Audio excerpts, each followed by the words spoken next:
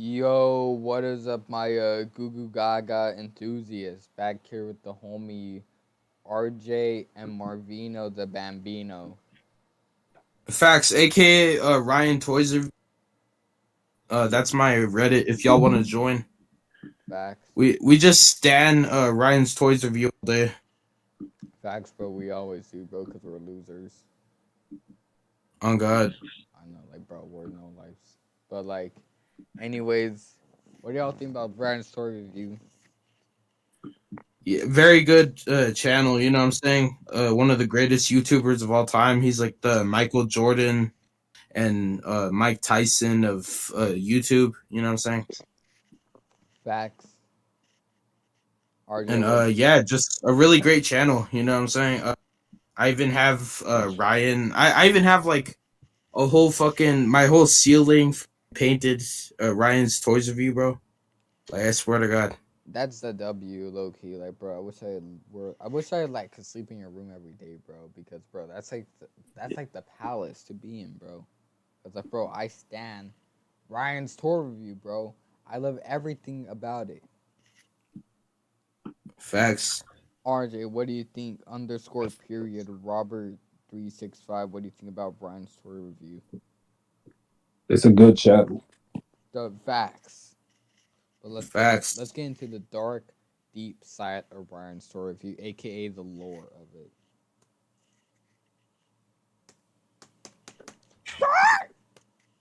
The important thing is just make sure The put fuck? the kids first. The kids first. The kids first.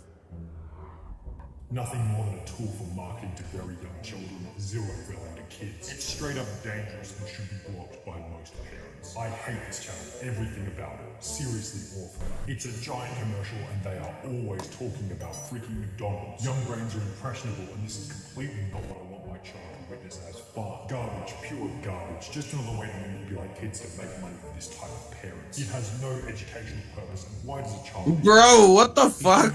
Bro, I'm too high. Not even gonna lie, these people are weird, dude. Facts. Reviewers are weird in general. Bro. Why are they hating, bro? They're banking. They're hating because they're bro. These people could buy your house and family. I swear to God, they can. They have shows on Nickelodeon and shit, yeah, bro. I think they do. Let me. They are banking. Ryan. They're probably richer than Elon Musk at this point, bro. Probably close. Like these dudes are Ryan's banking. mystery play date. Oh no, Nick Jr. TV show for small children. It seems to be addictive for kids yet has What? no real substance.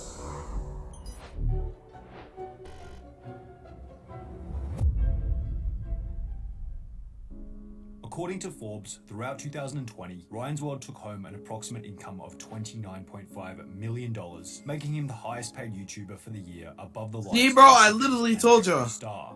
The most significant part, which Jesus I'm sure most Christ. people are already aware, is that Ryan is only 9 years old, making him younger than the Angry Birds mobile game, the film Avatar, as well as the legal working age for a McDonald's employee. $29.5 million isn't exactly a bad wicket for anyone who's yet to go through puberty, and considering in every episode it looks like Ryan is having the time of his life, on the surface it seems as though the Ryan's World channel is the spitting image of perfection itself. However, like all things in life, the Ryan's World channel has a dark side that's rarely talked about in the media. We try not to capture any moment that Ryan's in distress. Legal battles to do with not fully disclosing paid sponsorships. I mean, why would they? The exploitation of Yeah, Ryan for the facts. financial gain of his parents, and most surprisingly, the criminal history associated with Ryan's mother, Luann Kaji, who in her younger years actually went to prison. 7-year multi-million-dollar YouTube star Ryan Cox. Bro, not everyone's perfect. Has a criminal past. In June 2002, when Ryan's mum was 18 years old, she was caught shoplifting at a JC Penney located in her hometown of Houston, Texas. The security of the store discovered that she'd been trying to steal 6 items of clothing, totaling $93, which is equivalent to around $100. Bro, that was like in the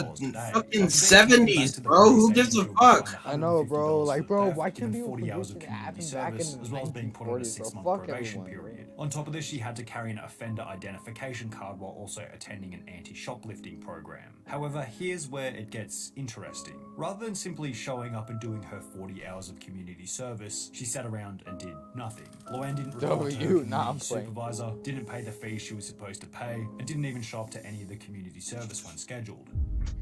For this reason, she would be arrested again, and instead of a $150 fine and a slap on the wrist, she will be sentenced to 2 months in the Houston Harris County Jail.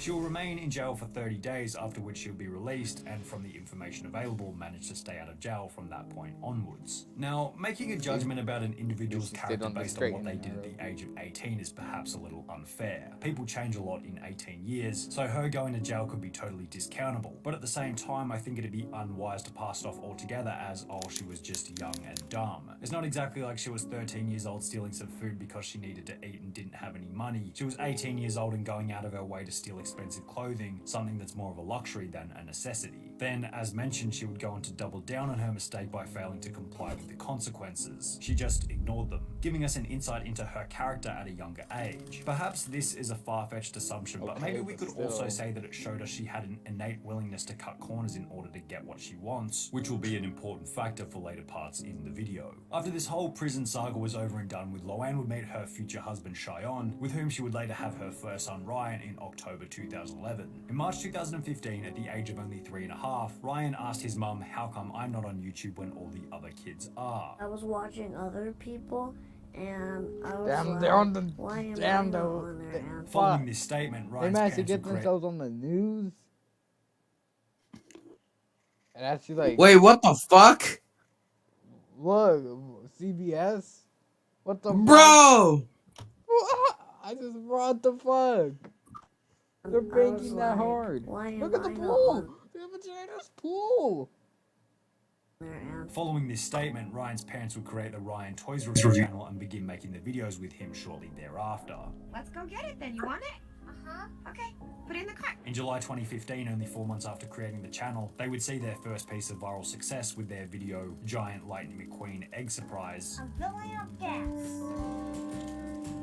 which gained 20 million views after only 1 month. Following this success, the channel began posting new videos daily, and while this was great for the growth of the channel, it began the discussion about whether the channel was really in the best interest of Ryan, or was it borderline abuse to have the child doing so much work with the money ultimately going to the parents. Bro, what the fuck? How do you Wait, hold on, quantify? my bad. Okay. What are the labor? It's been Bro, Poor child. Bro, what the fuck? May God protect. What the fuck? bro, may God, this dude is opening up toys! And he Bro, makes his bank. bro, when I was a kid, I would literally watch this shit every day, bro, and want to do this, bro. I would kill fucking open toys every day and make money off of it. Fuck that shit. And fuck all these people. Fuck Blue Dragon Gaming. Fuck a normal blue cat named Gumball. And fuck, what the fuck, Antonio Pagani. Like, fuck all of you. You're stupid. We're boxing you. Fuck, man. I want to open up toys and make money. Fuck. Fuck. Fuck. Damn it. Oh. Marv, I you hate good? these people, man. I do too, but you good, G? Yeah. Fuck, bro. work with the money ultimately going to the parents. That's a clip. There's always been a question of ethics in any discussion relating to kids' channels on YouTube. What are the labor laws about putting your kids in videos? Like, how do you quantify the value that they're bringing to the content? Is that value going back to them? But is the criticism towards preteens making more than $1 million a year? Who cares? They get to have a bunch of toys and shit. People who might be in their 40s making 60 grand Yeah. a year, or is there a legitimate case for concern? It's an extremely difficult topic to determine for a few main reasons. Firstly, there'd be channels where the child, being the main star, legitimately wants to be a part of the show, which is apparently the case with Ryan. What was special is that he wanted his own YouTube channel. Yeah. And you have a lot of parents who, like, come on, pushing their kids out there. However, there are other channels on which you can tell the kids clearly don't want to be involved in the videos, and the parents are forcing them to appear in order to gain ad revenue. Oh yeah, that one. I remember that. So in order to W, determine not whether play, Oh, Ryan yeah. videos is a part of the channel's dark Those side, we have to motherfuckers. first determine a few different things. Daddy will Is fight it for that voluntary fool. involvement? Is he being I used to held Facts, watch they're Daddy genuinely of child Bob. to deal with the abusers. difficult parts of the I channel? I used to Being watch more Daddy racism of and Bob all day. innovation? How much of the spoils Same, of the rewards bro. actually go to Ryan in the present and future? We see comment after comment. Bro, they'd talking fuck about with that how one Ryan kid, exploited Cody, him, with which the would be awful goggles for and shit, or children. the Hey, bro. glasses. Appearing in the That's videos L isn't people, really bro. Fuck those exploitation. We fools. need to ask more Facts, questions. bro. Now, the first thing we have to They'll decide label in it. order to They'll label it a determine whether prank. Ryan's appearance is a When it part of the wasn't, dark because, side of bro, the he'd be, channel like, is whether or crying not and Ryan is shit. being forced to appear in the videos. Now, Ryan stated Bro, that the he's channel being was birthed tortured. because he personally wanted to be on Facts. YouTube, and it wasn't because his parents forced him. However, it's also important to question this statement with a healthy level of skepticism. Ryan was only 3.5 when he was first put on the platform. It's hard to believe that any kid of that age would already be keen to personally appear on any kind of public platform. But I could be completely wrong with that. As shown in the same video, the #1 most desired job for kids aged 8 to 12 is YouTube star, followed by teacher, professional athlete, musician,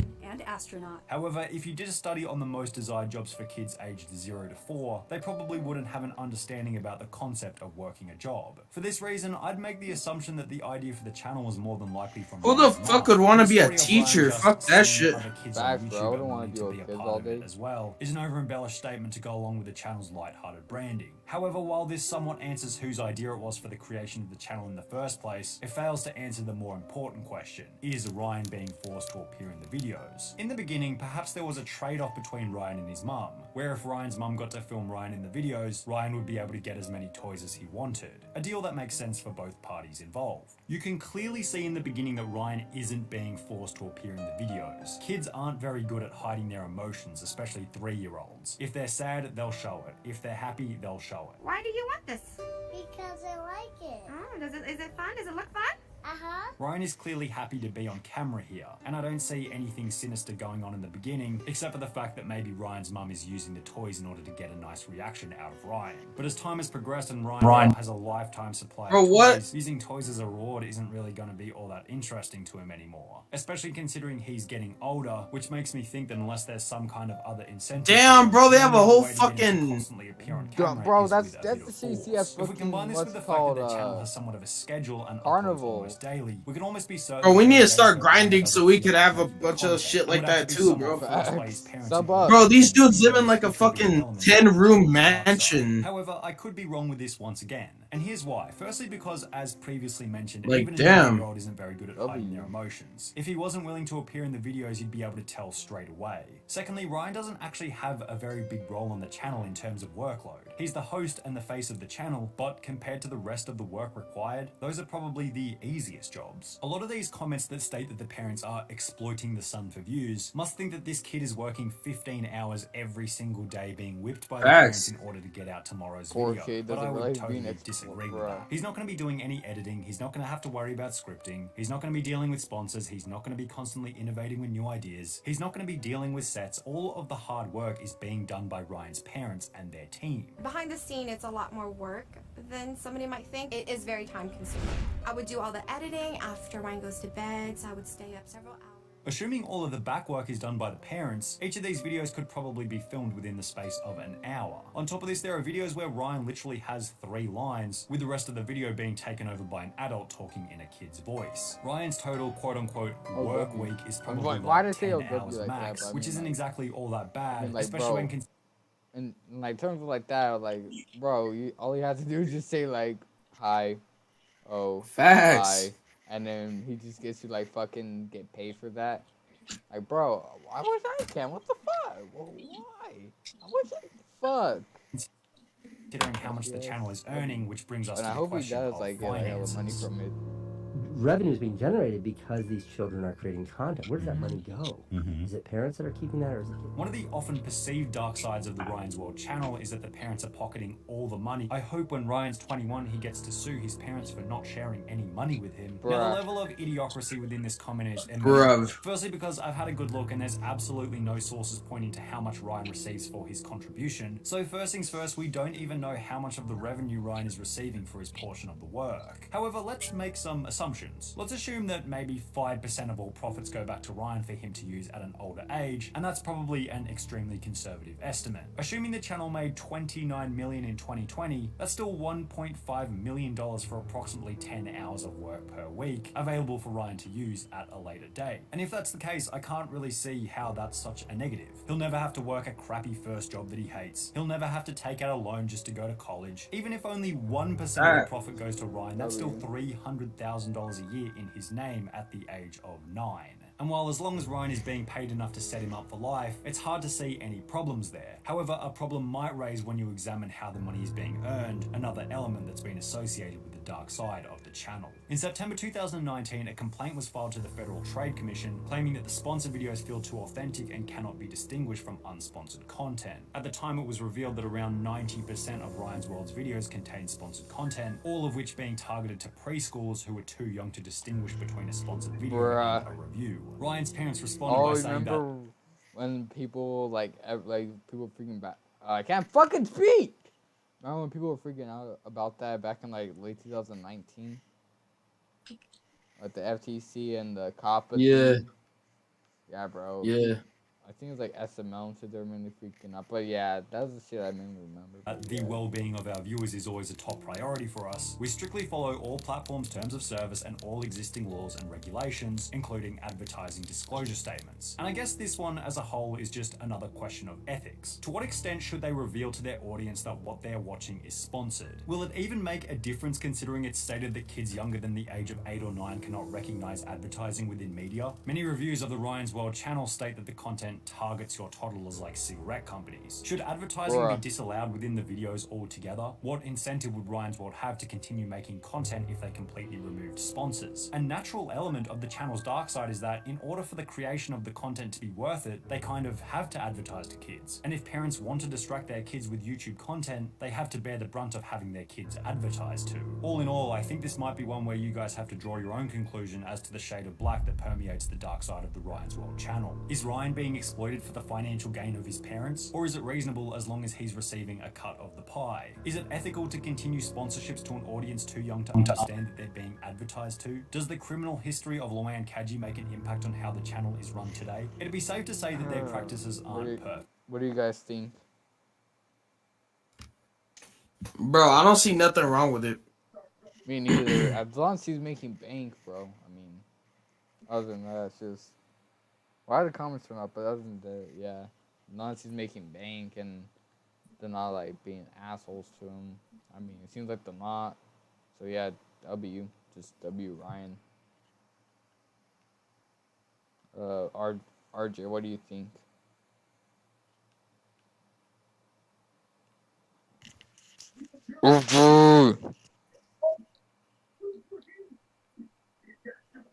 Anyways, see you guys in the next one. Peace, bye-bye, and have a good day. And I'm going to open up some toys, so bye.